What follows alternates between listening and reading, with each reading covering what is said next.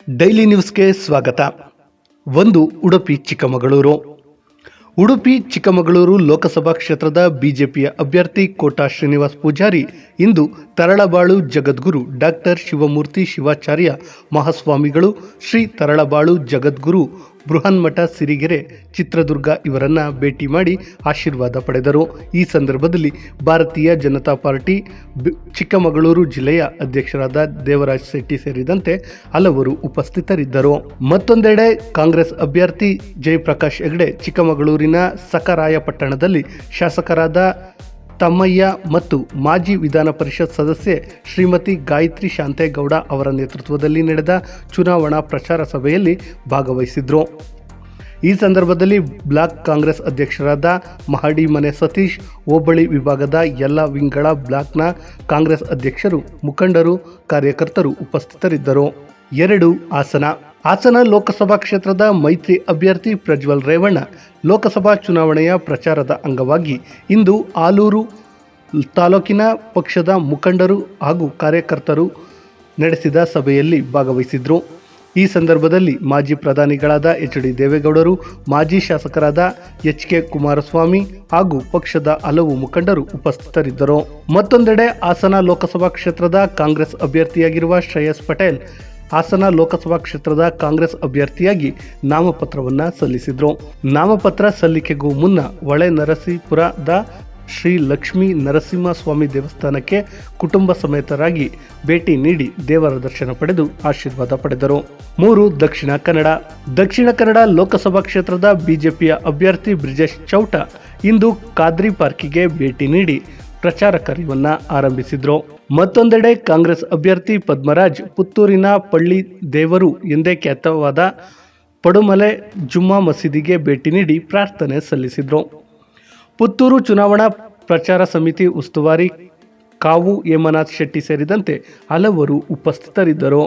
4 ಚಿತ್ರದುರ್ಗ ಲೋಕಸಭಾ ಕ್ಷೇತ್ರದ ಬಿಜೆಪಿಯ ಅಭ್ಯರ್ಥಿ ಗೋವಿಂದ ಕಾರಜೋಳ ಚಿತ್ರದುರ್ಗ ಲೋಕಸಭಾ ಕ್ಷೇತ್ರದ ಚುನಾವಣೆಗೆ ಎನ್ಡಿಎ ಅಭ್ಯರ್ಥಿಯಾಗಿ ಇಂದು ಚುನಾವಣಾ ಅಧಿಕಾರಿಗಳಾದ ಟಿ ವೆಂಕಟೇಶ್ ಅವರಿಗೆ ನಾಮಪತ್ರ ಸಲ್ಲಿಸಿದರು. ಈ ಸಂದರ್ಭದಲ್ಲಿ ಮಾಜಿ ಶಾಸಕರಾದ ಜಿಎಚ್ ತಿಪ್ಪಾರೆಡ್ಡಿ, ಎಸ್ ತಿಪ್ಪೇಸ್ವಾಮಿ, ವಿಧಾನ ಪರಿಷತ್ ಸದಸ್ಯರಾದ ಕೆಎಸ್ ನವೀನ್ ಹಾಗೂ ಇನ್ನಿತರರು ಉಪಸ್ಥಿತರಿದ್ದರು.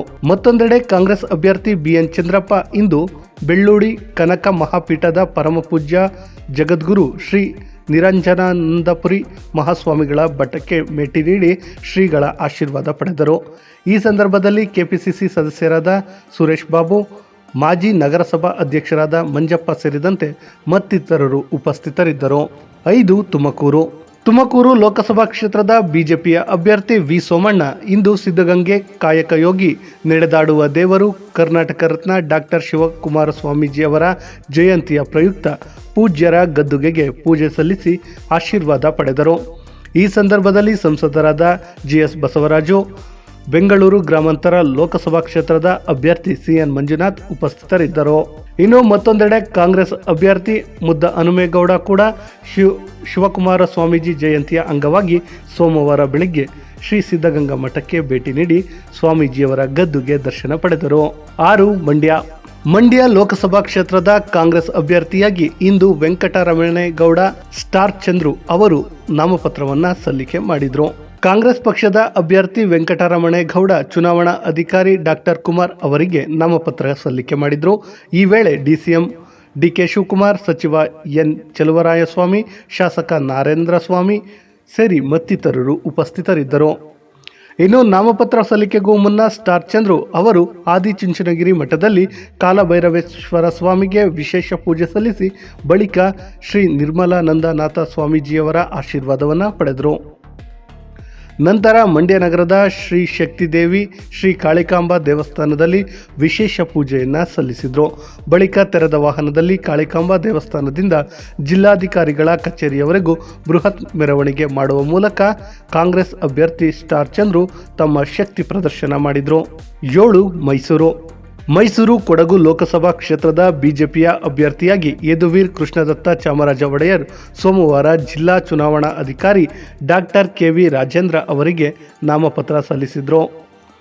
ಅವರೊಂದಿಗೆ ತಾಯಿ ಪ್ರಮೋದಾದೇವಿ ಒಡೆಯರ್, ಶಾಸಕ ಟಿಎಸ್ ಶ್ರೀವಾಸ್ತವ್ ಸಾಥ್ ನೀಡಿದ್ರು. ಮುಖಂಡರಾದ ರಘು ಮತ್ತು ಪ್ರದೀಪ್ ಕುಮಾರ್ ಪಾಲ್ಗೊಂಡಿದ್ರು. ಶುಭಗಳಿಗೆ ಸಿಕ್ಕಿದ್ದರಿಂದ ಇಂದು ಒಂದು ಸೆಟ್ ನಾಮಪತ್ರವನ್ನು ಸಲ್ಲಿಸಲಾಯಿತು. ಏಪ್ರಿಲ್ 3ರಂದು ಮೆರವಣಿಗೆ ನಡೆಸಿ ಶಕ್ತಿ ಪ್ರದರ್ಶನದ ಮೂಲಕ ಮತ್ತೊಂದು ಸೆಟ್ ನಾಮಪತ್ರ ಸಲ್ಲಿಸಲಿದ್ದಾರೆ. ಅಂದು ರಾಜ್ಯ ಮಟ್ಟದ ನಾಯಕರು ಬರಲಿದ್ದಾರೆ ಎಂದು ಪಕ್ಷದ ಮೂಲಗಳು ತಿಳಿಸಿವೆ. ಮತ್ತೊಂದೆಡೆ ಕಾಂಗ್ರೆಸ್ ಅಭ್ಯರ್ಥಿ ಇಂದು ಮೈಸೂರಿನಲ್ಲಿರುವಂತಹ ಸಂತ ಫಿಲೋಮಿನಾ ಚರ್ಚ್ಗೆ ಭೇಟಿ ನೀಡಿ ಕ್ಷೇತ್ರದ ಜನರ ಒಳಿತಿಗಾಗಿ ಪ್ರಾರ್ಥಿಸಿ ಫಾದರ್ ಸ್ಟ್ಯಾನಿ ಡಿ ಅಲ್ಮೇಡ್ ಮತ್ತು ಫಾದರ್ ಫಿಟ್ ಅವರನ್ನು ಭೇಟಿ ಮಾಡಿ ಆಶೀರ್ವಾದವನ್ನು ಎಂ ಲಕ್ಷ್ಮಣ್ ಪಡೆದರು.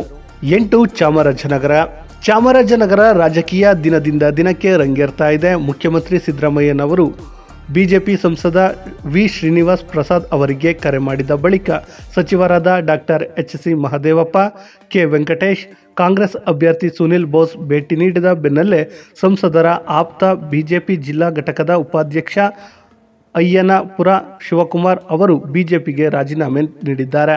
ಮಂಗಳವಾರ ಅಥವಾ ಬುಧವಾರ ಅವರು ಕಾಂಗ್ರೆಸ್ ಸೇರ್ಪಡೆಯಾಗಲಿದ್ದಾರೆ.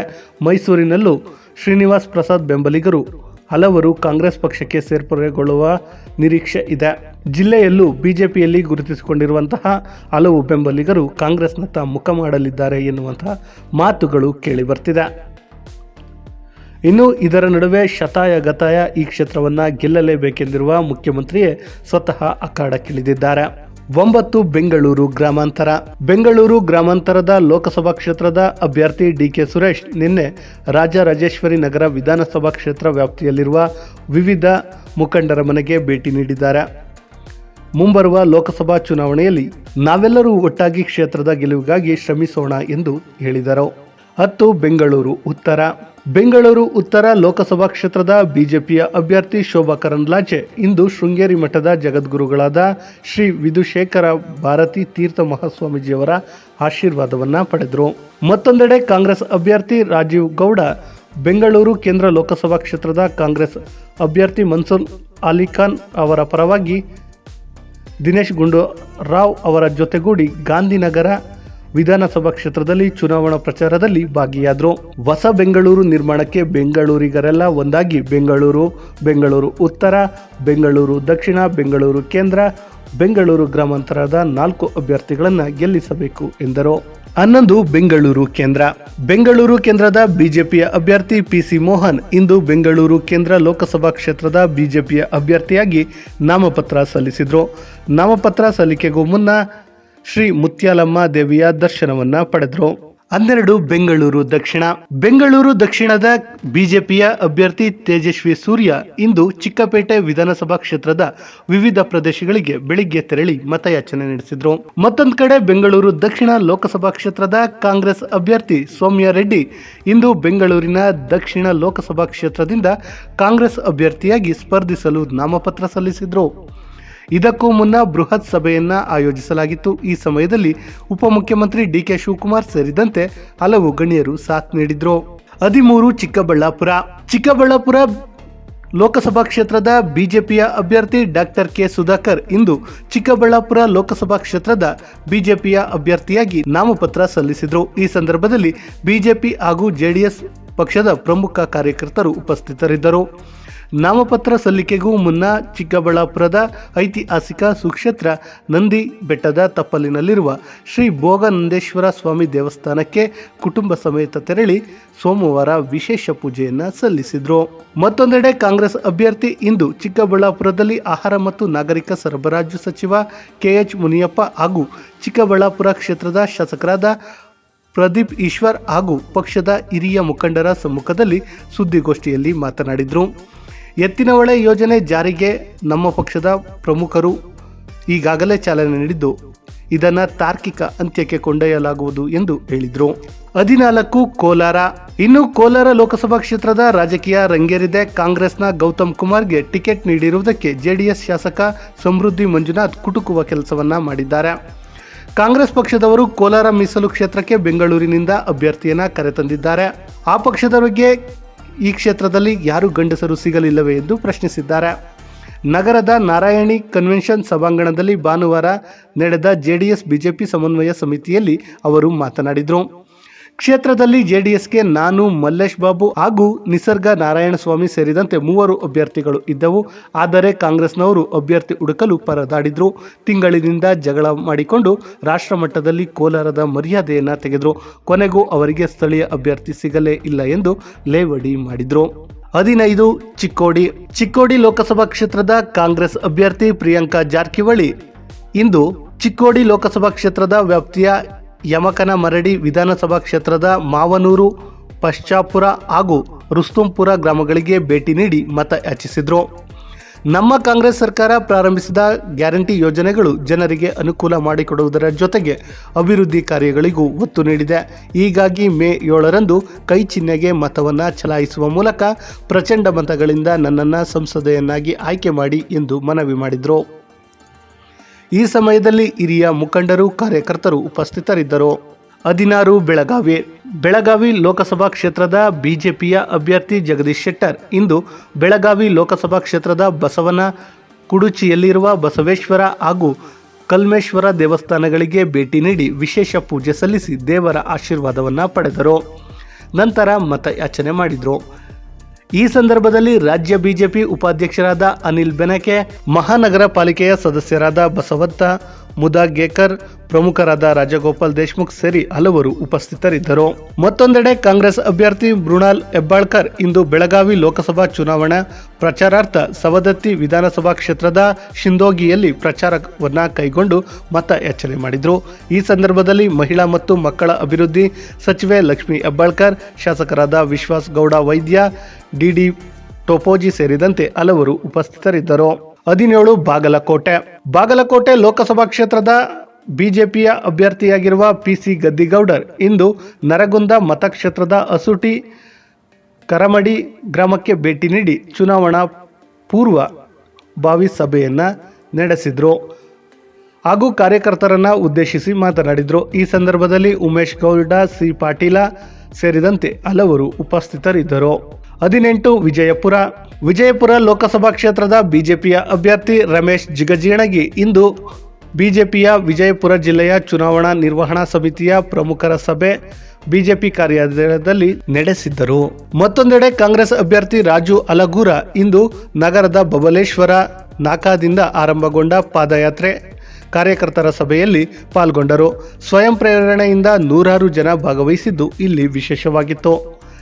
ಎಲ್ಲ ಸಮುದಾಯದ ಅನೇಕರು ಇದ್ದರೂ ಕಾಂಗ್ರೆಸ್ ಪಕ್ಷ ಹಾಗೂ ನನ್ನ ಪರ ಉತ್ತಮ ವಾತಾವರಣ ಇದೆ ಎಂದು ಅವರು ಹೇಳಿದರು. 19 ಕಲಬುರಗಿ ಲೋಕಸಭಾ ಕ್ಷೇತ್ರದ ಬಿಜೆಪಿಯ ಅಭ್ಯರ್ಥಿ ಉಮೇಶ್ ಜಾಧವ್ ಇಂದು ಕಲಬುರಗಿ ಜಿಲ್ಲೆಯ ಶ್ರದ್ಧಾ ಕೇಂದ್ರ ಕಮಲಾಪುರದ ಕಳಮೂಡದ ಸದ್ಗುರು ದತ್ತ ದಿಗಂಬರ ಮಾಣಿಕೇಶ್ವರ ಸ್ವಾಮಿಯ ದರ್ಶನ ಪಡೆದು ಆಶೀರ್ವಾದ ಪಡೆದರು. 20 ರಾಯಚೂರು ಲೋಕಸಭಾ ಕ್ಷೇತ್ರದ ಬಿಜೆಪಿಯ ಅಭ್ಯರ್ಥಿಯಾಗಿ ರಾಜಾ ಅಮರೇಶ್ವರ್ ನಾಯಕ್ ಸ್ಪರ್ಧಿಸುತ್ತಿದ್ದರೆ ಕಾಂಗ್ರೆಸ್ ಅಭ್ಯರ್ಥಿಯಾಗಿ ಕುಮಾರ್ ನಾಯಕ್ ಸ್ಪರ್ಧಿಸುತ್ತಿದ್ದಾರೆ. ಇಲ್ಲಿ ಯಾವುದೇ ಬೆಳವಣಿಗೆಗಳು ಕಂಡು ಬಂದಿಲ್ಲ. 21 ಬೀದರ್ ಲೋಕಸಭಾ ಕ್ಷೇತ್ರದ ಬಿಜೆಪಿಯ ಅಭ್ಯರ್ಥಿ ಭಗವಂತ್ ಖೂಬಾ ಲೋಕಸಭಾ ಚುನಾವಣೆಯ ಹಿನ್ನೆಲೆಯಲ್ಲಿ ಇಂದು ಬಸವ ಕಲ್ಯಾಣ ವಿಧಾನಸಭಾ ಕ್ಷೇತ್ರದ ಮುಡಬಿಯಲ್ಲಿ ಮಹಾಶಕ್ತಿ ಕೇಂದ್ರದಲ್ಲಿ ಏರ್ಪಡಿಸಿದ್ದ ಕಾರ್ಯಕರ್ತರ ಸಭೆಯಲ್ಲಿ ಭಾಗವಹಿಸಿದರು. ಈ ಸಂದರ್ಭದಲ್ಲಿ ಜಿಲ್ಲಾಧ್ಯಕ್ಷರಾದ ಸೋಮನಾಥ್ ಪಾಟೀಲ್, ಶಾಸಕರಾದ ಶರಣು ಸಲಗರ್, ಶಾಸಕರಾದ ಶೈಲೇಂದ್ರ ಬೆಲ್ದಾಳೆ ಸೇರಿದಂತೆ ಹಲವರು ಉಪಸ್ಥಿತರಿದ್ದರು. 22 ಕೊಪ್ಪಳ ಲೋಕಸಭಾ ಕ್ಷೇತ್ರದ ಬಿಜೆಪಿಯ ಅಭ್ಯರ್ಥಿ ಬಸವರಾಜ್ ಕ್ಯಾವಟರ್ ಇಂದು ಗಂಗಾವತಿಯಲ್ಲಿ ಮಾಜಿ ಸಂಸದರು ಹಾಗೂ ಮಾಜಿ ಶಾಸಕರಾದ ಎಚ್.ಜಿ. ರಾಮುಲು ಅವರ ನಿವಾಸಕ್ಕೆ ಭೇಟಿ ನೀಡಿ ಅವರ ಆಶೀರ್ವಾದವನ್ನು ಪಡೆದುಕೊಂಡರು. ಈ ಸಂದರ್ಭದಲ್ಲಿ ಮಾಜಿ ಶಾಸಕರಾದ ಪರಣ್ಣ ಮುನ್ನವಳ್ಳಿ ಹಾಗೂ ಪಕ್ಷದ ಪ್ರಮುಖರು ಉಪಸ್ಥಿತರಿದ್ದರು. 23 ಬಳ್ಳಾರಿ ಲೋಕಸಭಾ ಕ್ಷೇತ್ರದ ಬಿಜೆಪಿಯ ಅಭ್ಯರ್ಥಿ ಶ್ರೀರಾಮುಲು ಇಂದು ಬಳ್ಳಾರಿ ವಿಜಯನಗರ ಲೋಕಸಭಾ ಚುನಾವಣಾ ಪ್ರಚಾರದ ಅಂಗವಾಗಿ ವಿಜಯನಗರ ಜಿಲ್ಲೆಯ ಕೂಡ್ಲಗಿ ತಾಲೂಕಿನ ಗುಡೆಕೋಟೆ, ರಾಮದುರ್ಗ ಮತ್ತು ಬೆಲ್ಲಘಟ್ಟ ಗ್ರಾಮಗಳಲ್ಲಿ ಬಿಜೆಪಿ ಪಕ್ಷದ ವತಿಯಿಂದ ಆಯೋಜಿಸಿದ್ದ ಕಾರ್ಯಕರ್ತರ ಸಭೆಯಲ್ಲಿ ಪಾಲ್ಗೊಂಡರು. ಈ ಸಂದರ್ಭದಲ್ಲಿ ವಿಧಾನ ಪರಿಷತ್ ಸದಸ್ಯರು ಮತ್ತು ಬಳ್ಳಾರಿ ಲೋಕಸಭಾ ಚುನಾವಣೆಯ ಉಸ್ತುವಾರಿಗಳಾದ ಎನ್ ರವಿಕುಮಾರ್ ಸೇರಿದಂತೆ ಹಲವರು ಉಪಸ್ಥಿತರಿದ್ದರು. 24 ಹಾವೇರಿ ಲೋಕಸಭಾ ಕ್ಷೇತ್ರದ ಅಭ್ಯರ್ಥಿ ಬಸವರಾಜ ಬೊಮ್ಮಾಯಿ ಇಂದು ರೋಣ ವಿಧಾನಸಭಾ ಮತಕ್ಷೇತ್ರದ ನಿಡಗುಂದಿ ಗ್ರಾಮದಲ್ಲಿ ಮತಯಾಚನೆ ಮಾಡಿದರು. ಈ ಸಂದರ್ಭದಲ್ಲಿ ಮಾಜಿ ಶಾಸಕರಾದ ಕಳಕಪ್ಪ ಬಂಡಿ ಸೇರಿದಂತೆ ಹಲವು ಪ್ರಮುಖರು ಉಪಸ್ಥಿತರಿದ್ದರು. ಇದಕ್ಕೂ ಮುನ್ನ ನಿಡಗುಂದಿ ಭೀಮಾಂಬಿಕಾ ದೇವಸ್ಥಾನಕ್ಕೆ ಭೇಟಿ ನೀಡಿ ಆಶೀರ್ವಾದವನ್ನ ಪಡೆದರು. ಮತ್ತೊಂದೆಡೆ ಕಾಂಗ್ರೆಸ್ ಅಭ್ಯರ್ಥಿ ಆನಂದಸ್ವಾಮಿ ಗಡ್ಡದೇವರ ಮಠ ಇಂದು ಹಾವೇರಿ ಗದಗ ಲೋಕಸಭಾ ಚುನಾವಣಾ ಪ್ರಚಾರದ ಸಂದರ್ಭದಲ್ಲಿ ಆನಗಲ್ ತಾಲೂಕಿನ ಹಿರೇಉಳ್ಳಾಲ ಗ್ರಾಮದ ಗೆರೆ ಗುಡ್ಡ ಬಸವೇಶ್ವರ ಸ್ವಾಮಿ ದೇವಸ್ಥಾನಕ್ಕೆ ಭೇಟಿ ನೀಡಿ ದೇವರ ಆಶೀರ್ವಾದ ಪಡೆದರು. 25 ಧಾರವಾಡ ಲೋಕಸಭಾ ಕ್ಷೇತ್ರದ ಬಿಜೆಪಿಯ ಅಭ್ಯರ್ಥಿ ಪ್ರಹ್ಲಾದ್ ಜೋಶಿ ಇಂದು ಲೋಕಸಭಾ ಚುನಾವಣೆಯ ಹಿನ್ನೆಲೆಯಲ್ಲಿ ಹುಬ್ಬಳ್ಳಿಯ ಶಾಲೆಯೊಂದರಲ್ಲಿ ಶಿಕ್ಷಕ ವೃಂದದೊಂದಿಗೆ ಸಭೆ ನಡೆಸಿ ಪ್ರಧಾನಿ ನರೇಂದ್ರ ಮೋದಿ ನೇತೃತ್ವದ ಭಾರತೀಯ ಜನತಾ ಪಕ್ಷವನ್ನು ಬೆಂಬಲಿಸುವಂತೆ ಕೋರಿದರು. ಈ ಸಂದರ್ಭದಲ್ಲಿ ಶಾಸಕರಾದ ತೆಂಗಿನಕಾಯಿ ಸೇರಿದಂತೆ ಹಲವರು ಉಪಸ್ಥಿತರಿದ್ದರು. ಮತ್ತೊಂದೆಡೆ ಕಾಂಗ್ರೆಸ್ ಪಕ್ಷದ ಅಭ್ಯರ್ಥಿ ವಿನೋದ್ ಅಸುಟಿ ಅವರು ಬಿರುಸಿನ ಪ್ರಚಾರವನ್ನ ಕೈಗೊಂಡಿದ್ದಾರೆ. ಅವರ ಪರವಾಗಿ ಕಾರ್ಮಿಕ ಹಾಗೂ ಧಾರವಾಡ ಜಿಲ್ಲಾ ಉಸ್ತುವಾರಿ ಸಚಿವರಾದ ಸಂತೋಷ್ ಲಾಡ್ ಅವರು ಪ್ರಚಾರದಲ್ಲಿ ಭಾಗಿಯಾಗಿದ್ದಾರೆ. ಸರಣಿ ಸಭೆ ಮುಖಂಡರ ಜೊತೆ ಚರ್ಚೆಯನ್ನು ನಡೆಸುತ್ತಿದ್ದಾರೆ. ಧಾರವಾಡದಲ್ಲಿ ಪರಿಶಿಷ್ಟ ಜಾತಿ ಸಮುದಾಯದ ಮುಖಂಡರ ಸಭೆ ನಡೆಸಿದ ಸಚಿವರು ಅಸುಟಿ ಅವರ ಗೆಲುವಿಗೆ ಬೆಂಬಲ ನೀಡಬೇಕು ಎಂದು ಮನವಿ ಮಾಡಿದರು. ಈ ಬಾರಿ ಇಂದಿನ ದಾಖಲೆ ಮುರಿದು ಕಾಂಗ್ರೆಸ್ ಜಯಬೇರಿ ಸಾಧಿಸಬೇಕು, ಇದಕ್ಕೆ ನೀವೆಲ್ಲರೂ ಸಹಕಾರ ನೀಡಬೇಕು ಎಂದು ಕೋರಿದರು. ಇನ್ನು ಸಚಿವರ ಮಾತಿಗೆ ಪ್ರತಿಕ್ರಿಯಿಸಿದ ಮುಖಂಡರು ಎಸ್ಟಿ ಸಮುದಾಯದ ಕಲ್ಯಾಣಕ್ಕೆ ಸಿದ್ದರಾಮಯ್ಯ ಅವರ ನೇತೃತ್ವದ ಸರ್ಕಾರ ಹಲವಾರು ಕಲ್ಯಾಣ ಯೋಜನೆಗಳನ್ನು ನೀಡಿದೆ. ಕೇಂದ್ರದಲ್ಲಿಯೂ ಕಾಂಗ್ರೆಸ್ ಸರ್ಕಾರ ಅಧಿಕಾರಕ್ಕೆ ಬರಬೇಕು, ಧಾರವಾಡದಲ್ಲಿ ಕಾಂಗ್ರೆಸ್ ವಿಜಯಶಾಲಿಯಾಗಬೇಕು ಎಂದು ಅದಕ್ಕೆ ನಾವು ಬೆಂಬಲಿಸುವುದಾಗಿ ಅವರು ಹೇಳಿದರು. 26 ಉತ್ತರ ಕನ್ನಡ ಲೋಕಸಭಾ ಕ್ಷೇತ್ರದ ಅಭ್ಯರ್ಥಿ ವಿಶ್ವೇಶ್ವರ ಹೆಗ್ಡೆ ಕಾಗೇರಿ ಇಂದು ಉತ್ತರ ಕನ್ನಡ ಲೋಕಸಭಾ ಕ್ಷೇತ್ರದ ಕಿತ್ತೂರಿನಲ್ಲಿ ರಾಣಿ ಚೆನ್ನಮ್ಮ ದೇವಿಯ ಆಶೀರ್ವಾದದೊಂದಿಗೆ ಕಿತ್ತೂರು ಭಾಗದ ಪ್ರಚಾರವನ್ನು ಆರಂಭಿಸಿದರು. ಈ ಸಂದರ್ಭದಲ್ಲಿ ಕಾರ್ಯಕರ್ತರು ಮತ್ತು ಪ್ರಮುಖರು ಉಪಸ್ಥಿತರಿದ್ದರು. 27 ದಾವಣಗೆರೆ ಲೋಕಸಭಾ ಕ್ಷೇತ್ರದ ಬಿಜೆಪಿಯ ಅಭ್ಯರ್ಥಿ ಗಾಯತ್ರಿ ಸಿದ್ದೇಶ್ವರ್ ಇಂದು ಪಕ್ಷದ ಚುನಾವಣಾ ಪ್ರಚಾರದ ಅಂಗವಾಗಿ ಮಾಯಗೊಂಡ ವಿಧಾನಸಭಾ ಕ್ಷೇತ್ರದ ಅಣಜಿ ಮತ್ತು ಆನಗೋಡು ಗ್ರಾಮ ಪಂಚಾಯಿತಿ ವ್ಯಾಪ್ತಿಯ ದ್ಯಾಮವ್ವ ಹಳ್ಳಿಯಲ್ಲಿ ಪ್ರಚಾರವನ್ನು ನಡೆಸಿದರು. ನಂತರ ಗ್ರಾಮದ ಆಂಜನೇಯ ದೇವಸ್ಥಾನಕ್ಕೆ ಭೇಟಿ ನೀಡಿ ವಿಶೇಷ ಪೂಜೆ ಸಲ್ಲಿಸಿ ದೇವರ ದರ್ಶನ ಪಡೆದರು. ಅದಾದ ಬಳಿಕ ಗ್ರಾಮದ ಪ್ರಮುಖ ರಸ್ತೆಗಳಲ್ಲಿ ತೆರೆದ ವಾಹನಗಳಲ್ಲಿ ಮೆರವಣಿಗೆಯ ಮೂಲಕ ಮತಯಾಚನೆ ಮಾಡಿದರು. ಮತ್ತೊಂದೆಡೆ ದಾವಣಗೆರೆ ಲೋಕಸಭಾ ಕ್ಷೇತ್ರದ ಕಾಂಗ್ರೆಸ್ ಪಕ್ಷದ ಅಭ್ಯರ್ಥಿಯಾಗಿರುವ ಡಾಕ್ಟರ್ ಪ್ರಭಾ ಮಲ್ಲಿಕಾರ್ಜುನ್ ಅವರು ಇಂದು ಮಾಯಕೊಂಡದಲ್ಲಿ ಹಮ್ಮಿಕೊಳ್ಳಲಾಗಿದ್ದ ಪಕ್ಷದ ಕಾರ್ಯಕರ್ತರು ಹಾಗೂ ಮುಖಂಡರ ಸಭೆಯಲ್ಲಿ ಭಾಗವಹಿಸಿ ಮತಯಾಚನೆ ಮಾಡಿದರು. 28 ಶಿವಮೊಗ್ಗ ಲೋಕಸಭಾ ಕ್ಷೇತ್ರದ ಬಿಜೆಪಿಯ ಅಭ್ಯರ್ಥಿ ಬಿವೈ ರಾಘವೇಂದ್ರ ಇಂದು ಲೋಕಸಭಾ ಚುನಾವಣೆಯ ನಿಮಿತ್ತ ಶಿಕಾರಿಪುರ ವಿಧಾನಸಭಾ ಕ್ಷೇತ್ರ ವ್ಯಾಪ್ತಿಯ ಈಸೂರು ಗ್ರಾಮದಲ್ಲಿ ಭಾರತೀಯ ಜನತಾ ಪಕ್ಷ ಶಿಕಾರಿಪುರ ಮಂಡಲದ ವತಿಯಿಂದ ಹಮ್ಮಿಕೊಂಡಿದ್ದ ಮಹಿಳಾ ಸಮಾವೇಶದಲ್ಲಿ ಭಾಗಿಯಾಗಿ ಕಾರ್ಯಕ್ರಮವನ್ನು ಉದ್ಘಾಟಿಸಿ ಮಾತನಾಡಿದರು. ಮತ್ತೆ ಅಧಿಕಾರವನ್ನು ನೀಡುವಂತೆ ಕೇಳಿಕೊಂಡರು. ಇದಾಗಿತ್ತು ಇವತ್ತಿನ ಡೈಲಿ ನ್ಯೂಸ್. ಜನ ಪ್ರತಿದಿನ ಟೈಮ್ ಸರಿಯಾಗಿ ಊಟ ಮಾಡ್ತಾರೋ ಬಿಡ್ತಾರೋ, ಆದರೆ ಪೊಲಿಟಿಕಲ್ ಟ್ರೆಂಡ್ ಏನಿದೆ ಅಂತ ಪ್ರತಿದಿನ ಪ್ರತಿಕ್ಷಣ ಕಾಯ್ತಿರ್ತಾರೆ. ಕರ್ನಾಟಕದ ಅಖಾಡದಲ್ಲಿ ಯಾವ ಅಭ್ಯರ್ಥಿ ಅಬ್ಬರಿಸಿದ್ರು ಮತ್ಯಾವ ಅಭ್ಯರ್ಥಿ ತತ್ತರಿಸಿದ್ರು ಅಂತ ನೋಡೋಕೆ ಕಾತರದಿಂದ ಕಾಯ್ತಿರ್ತಾರೆ. 28 ಕ್ಷೇತ್ರಗಳ ಪ್ರತಿದಿನದ ಪಬ್ಲಿಕ್ ಪಲ್ಸ್ ಏನು, ಪ್ರಚಾರದಲ್ಲಿ ಯಾರ ಮುಂದೆ ಯಾರ ಹಿಂದೆ ಎಲ್ಲ ಮಾಹಿತಿಯನ್ನ ನಾವು ಕೊಡ್ತೇವೆ. ಕರ್ನಾಟಕ ಕುರುಕ್ಷೇತ್ರ 28 ಕ್ಷೇತ್ರಗಳ ಡೈಲಿ ನ್ಯೂಸ್ ಪ್ರತಿದಿನ ರಾತ್ರಿ 8 ಗಂಟೆಗೆ ಯೂಟ್ಯೂಬ್ನಲ್ಲಿ ಕರ್ನಾಟಕ ಟಿವಿ ಅಂತ ಸರ್ಚ್ ಮಾಡಿ, ನಂತರ ನಮ್ಮ ಕರ್ನಾಟಕ ಟಿವಿ ಸಬ್ಸ್ಕ್ರೈಬ್ ಮಾಡಿ. ಸಬ್ಸ್ಕ್ರೈಬ್ ಆದ್ಮೇಲೆ ನಿಮಗೆ ಹೋಮ್ ಪೇಜ್ ಬಂದರೆ ಕಮ್ಯುನಿಟಿ ಅನ್ನೋ ಆಪ್ಷನ್ ಸಿಗುತ್ತೆ. ಈ ಕಮ್ಯುನಿಟಿ ಆಪ್ಷನ್ ಕ್ಲಿಕ್ ಮಾಡಿದ್ರೆ ನಿಮ್ಮ ಕೆಳಗಡೆ 28 ಲೋಕಸಭಾ ಕ್ಷೇತ್ರಗಳ ಒಂದು ಪೋಲ್ ಕ್ರಿಯೇಟ್ ಮಾಡಲಾಗಿದೆ. ನೀವು ಹೋಗಿ 28 ಕ್ಷೇತ್ರಗಳಲ್ಲಿ ಯಾರು ಗೆಲ್ತಾರೆ, ಯಾರು ಗೆಲ್ಲಬೇಕು, ನಿಮ್ಮ ಸಪೋರ್ಟ್ ಯಾರಿಗೆ ಅಂತ ಅಲ್ಲಿ ನೀವು ಕ್ಲಿಕ್ ಮಾಡ್ಬೋದು, ಅಂದರೆ ವೋಟ್ ಮಾಡ್ಬೋದು. ಇಲ್ಲೇನು ವೋಟಿಂಗ್ ಆಗುತ್ತೆ ನಾವು ಪ್ರತಿದಿನ ನಾವು ನ್ಯೂಸಲ್ಲಿ ನಿಮಗೆ ಅಪ್ಡೇಟ್ ಮಾಡ್ತಿರ್ತೀವಿ. ಇದು ಮತದಾನದ ದಿನದವರೆಗೂ ಕೂಡ ಈ ಪೋಲಿಂಗ್ ಓಪನ್ ಇರುತ್ತೆ.